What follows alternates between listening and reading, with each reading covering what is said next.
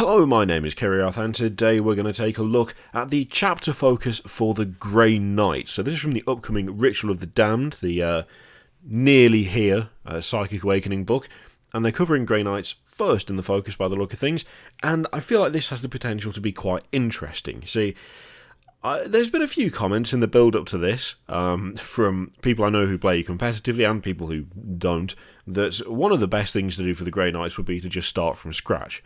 It's become a little bit of a recurring theme I've noticed from a few people that I follow and have spoken to, that the Grey Knights are not in the best position. Now, of course, me not being a competitive person, I just do silly armies like masses of dreadnoughts.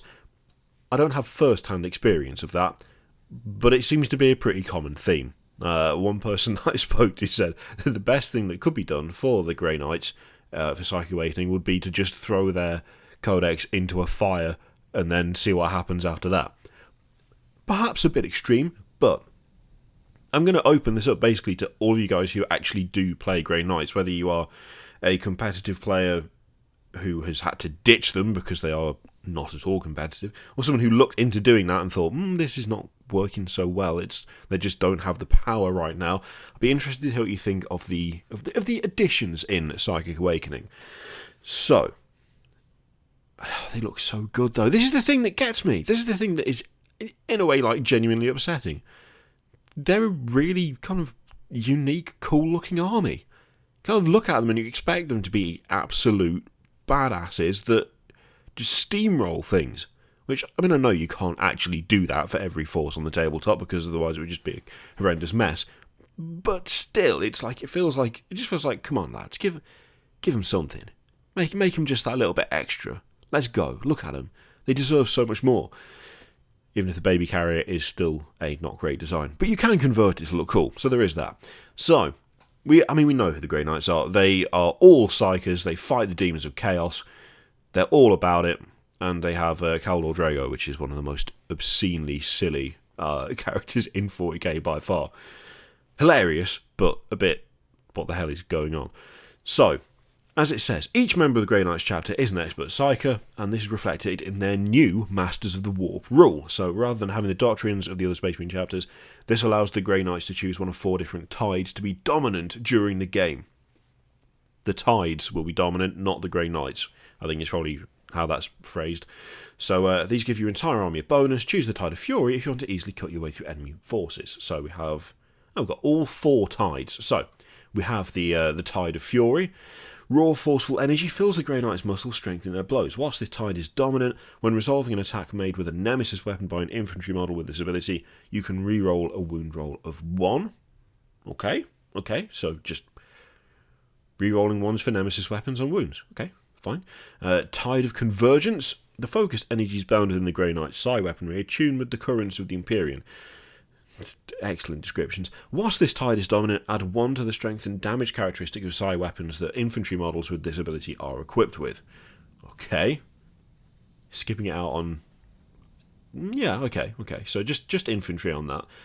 Tide of Shadows. The Psychers read their forms in the ever-shifting maelstrom of the Immaterium. Whilst this tide is dominant, a unit with this ability receives the benefit of cover to its saving throw even while it is not entirely on or within a terrain feature. When resolving an attack made with a ranged weapon against a unit with this ability, while it is entirely on or within a terrain feature, subtract 1 from the hit roll. Okay. So, yeah, so we've got essentially just making melee a bit more reliable. We've got making range a little bit stronger, adding a bit of defense across the board as well. And the last one is Tide of Escalation, the roiling tides of the Warp Swell and Heave, boosting the Psyker's powers. That's a bit generic, that last one. Whilst this tide is dominant when a unit with this ability and the Rites of Banishment ability manifests the Smite psychic power and it is not resisted, that power inflicts 1 additional mortal wound on the target. Okay, so yeah, there's essentially it's a choice of four buffs, 1 to melee, 1 to ranged, 1 to essentially being hit, and 1 to psychers. Okay. So you can change the active tide by using the Warp Shaping Psychic Power, one of 6 new powers included in Ritual of the Damned as part of the Dominus discipline, which the Grey Knight Psychers can choose from instead of picking from the Sanctic discipline. Okay, alright, well that changed things a little bit. The way it was phrased at the top made it look like it was a one and you're done. So at the very start there, it was, this allows them to choose one of 4 different tides to be dominant during the game. Although I suppose, yeah, if it's like the Doctrines, that does make sense. Yeah, okay. So, if there's 6 of those, that's one of them, there'll be 5 others. And have we got another one down here? Along with giving you the power to change your tide of the warp, you can select Imperium Domination to add to your pool of command points. So through immense mental fortitude, the Psyker is able to stare directly into the roiling chaos of the warp, discerning what is and what will be in order to gain an increased strategic awareness of the battlefield. Imperium Domination has a warp charge value of 7. If manifested, you gain 1 command point. Okay, so we know 2 out of the 6 now. Alright, okay. Bit of cheeky extra command point. Sometimes even the Grey Knights need a little extra help manifesting their psychic powers, though. Absolute heresy. Bollocks. Not buying it. Of course they don't. It's literally, this is what they're all about. Come on. Fortunately, a new stratagem can call on the Emperor's Grace to make it easier. Empiric Surge. Arcane power swells within. So it's 1 command point stratagem. Use this stratagem in your psychic phase after a Grey Knight Psychic unit from your army has manifested a psychic power until the end of that phase. When a psychic test is taken for a friendly Grey Knight Psychic unit, 6 inches of that unit, add 1 to the total. Okay.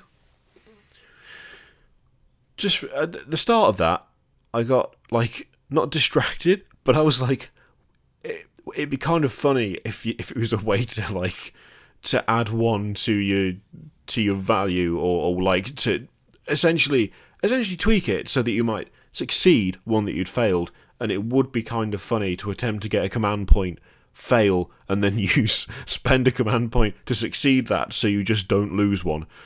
That would be, to me, quite a funny way of using that, but I don't know if that would strictly apply with this. That was just immediately where my mind went to for whatever reason. I was like, I suppose if you failed that, then you could make it so you broke even. Not really, totally pointless, but there you go. So, as well as a whole host of new stratagems, the Grey Knights now have access to a selection of extra relics of Titan. So yeah, there's a whole bunch of extra stuff, like as what everyone else has got. While Magnus and his sons flinging around psychic powers left, right and centre, you can take a new relic, the Stave of Supremacy, to punish them. The Stave of Supremacy. Sure. This heavily warded Nemesis stave is ingrained with runes which give it power of the energy of the warp across a wide area. The weapon was instrumental in the survival of the Grey Knights aboard the strike cruiser Titan's Hand when its Gellerfield collapsed in mid-warp transit. Not traditionally what you want in the middle of a voyage across the warp. So, model with Nemesis warding stave only. When a psychic test is taken for an enemy model within 18 inches of a model with this relic, that's a decent range, that enemy model suffers perils of the warp on any roll of a double. I actually quite like that. Bit of psychic trickery on behalf of on the sides of the Grey Knights does feel pretty legit, doesn't it? And 18 inches is a pretty decent range as well, especially since you're going to be up close anyway. So on top of all of that, the Grey Knights have a completely new set of litanies for their chaplains. Oh, that's fun. So these litanies of Fury can swing a battle in your favour. If the enemy thinks they're out of range of the Emperor's Vengeance, just chant the Recitation of Projection and prove them dead wrong. The Recitation of Projection is actually how to describe a significant number of YouTube comments. So, the chaplain guides his brothers in sacred rituals, the shared commune of their psychic brotherhood, amplifying the kinetic energies of their weapons to hammer their foes from afar. If this litany is inspiring, select one friendly Grey Knights unit within 6 inches of this model, add 6 inches to the range characteristic of bolt weapons and psi weapons models in that unit are equipped with. I like that. That's fun. Yeah, an extra 6 inch to the range make all the difference. Yeah, okay. So, these new tools and tricks emphasise the Grey Knights' position as psychic masters and demon hunters extraordinaire. What was spawned Neverborn will soon be crying all the way back to the Chaos Gods and the Immaterium. We'll see. We'll see, won't we? So, there is the question for you then. Those of you who are Grey Knights aficionados, those of you who have tried them in the competitive side of things, and, well, what do you think? Do you like the look of what you're seeing so far with this stuff? Do you think it could have the the desired effect of just making them that bit better? Or do you think it's still a case of, well, we're just going to have to wait and see? Because, of course, the other stuff in the book is getting buffed as well. And there's been a steady, I don't know if buff's the right word. Maybe that's not the right word. They're going to be getting extra stuff too. Everyone's getting extra stuff.